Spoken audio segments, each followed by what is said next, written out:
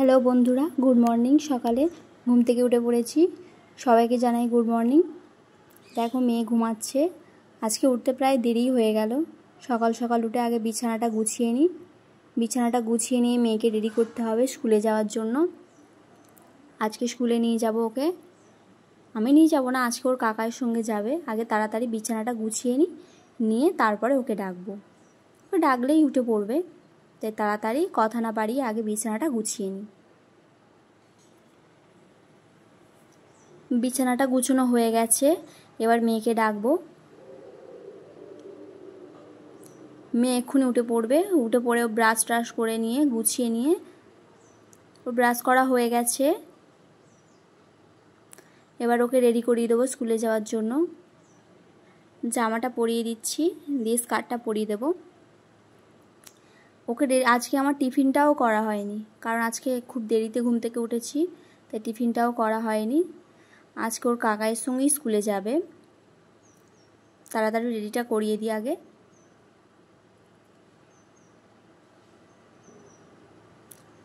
প্রায় রেডি করানো হয়ে গেছে, এবার গলায় টাইটা পরিয়ে দিলেই হয়ে যাবে।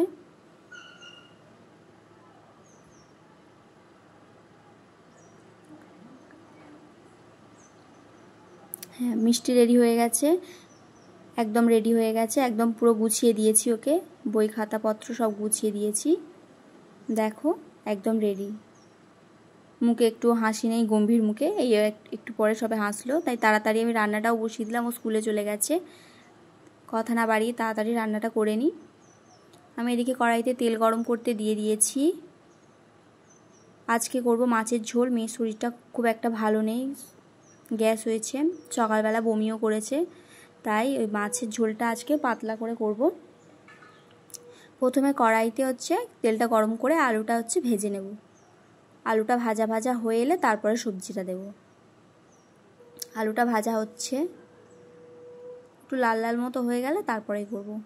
আজকে রান্না হচ্ছে পেঁপে দিয়ে, আলু দিয়ে, আর একটা ঝিঙে ছিল সেটা দিয়ে ঝোল হচ্ছে।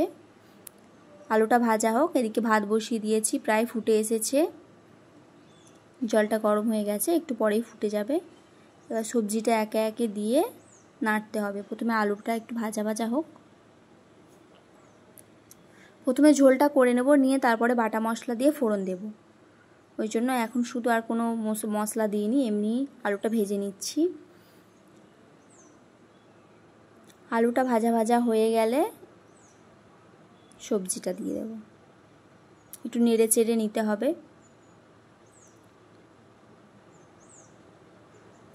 এবার দেখো কালারটা কেমন অন্যরকম হয়ে যাচ্ছে।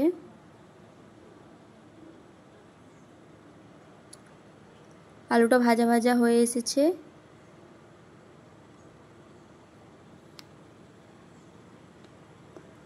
তোমরা আমার ভিডিওটা স্কিপ না করে পুরোটা দেখো। আমার ভিডিওটায় যদি ভালো লেগে থাকে লাইক করো, সাবস্ক্রাইব করো এবং শেয়ার করো। কমেন্ট বক্সে অবশ্যই জানিও আমার ভিডিওটা তোমাদের কেমন লাগছে। আর আমি সবেমাত্র চ্যানেলটা খুলেছি, তাই নতুন নতুন ভিডিও আপলোড করতে থাকবো। তোমরা আমার পাশে থেকেও সাপোর্ট করো। আমি সবজিটা দিয়ে দিয়েছি, দিয়ে ভালো করে নাড়াচাড়া করে একটু ভাজা ভাজা করে নিতে হবে। ভাজা ভাজা হয়ে গেলে আমি তারপরে একটু নুন দেব। এখন একটু ভাজা ভাজাটা হয়ে যাক। আমি ঝাল খুব কমই খাই, মেয়েও ঝাল খেতে পারে না, তাই একটাই লঙ্কা দিচ্ছি, কাঁচা লঙ্কা দিয়েছি। এতে ঝালটা কম। এই লঙ্কাটা আমাদের গাছেরই। আজকে যে মাছটা আমি ঝোল করব, সেই মাছটাও আমাদের পুকুরেরই, আজকেই ধরেছে। দেখো সবজিটা ভাজা ভাজা হয়ে এসেছে। আমি এবার ওর মধ্যে দিয়ে দেব নুন।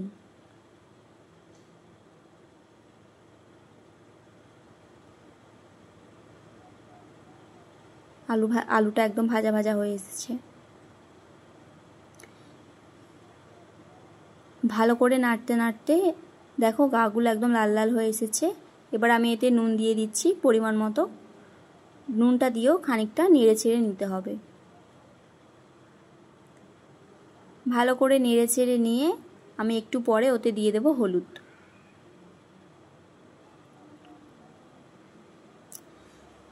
দেখো নুন দিয়ে নাড়াচাড়া করা হয়ে গেছে। এবারে আর একটু নেড়ে নিয়ে এবার ওতে দিয়ে দিচ্ছি হলুদ। হলুদটা দেওয়ার পরে ভালো করে সবজিটা কষিয়ে নিতে হবে।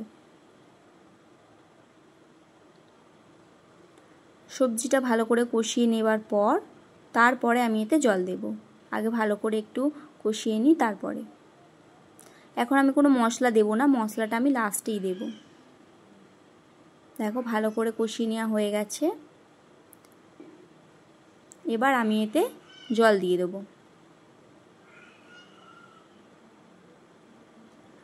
জলটা দিয়ে এবার ফুটে ওঠার অপেক্ষা। ভালো করে ফুটে উঠুক, আলুটাও সিদ্ধ হওয়ার ব্যাপার আছে।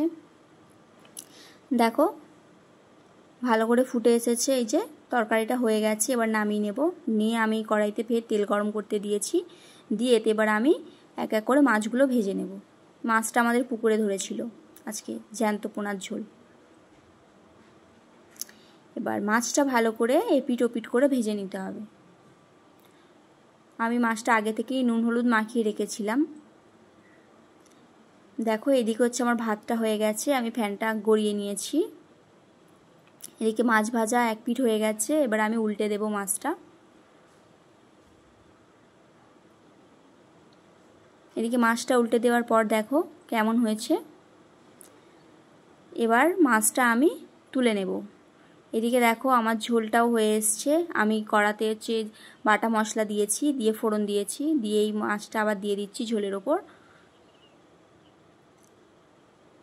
মেয়ে ঝোলের মাছটা খেতে পারে না, কারণ নরম হয়ে যায় তো, গালে কাঁটা লাগে।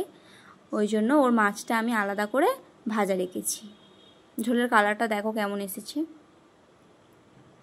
এদিকে আমি মাছটা আলাদা করে ভাজা রেখেছি, ওটা মেয়ের জন্য। রান্না হয়ে গেছে। দেখো আমার রান্না শেষ। লাস্ট এই হচ্ছে আমার রান্না।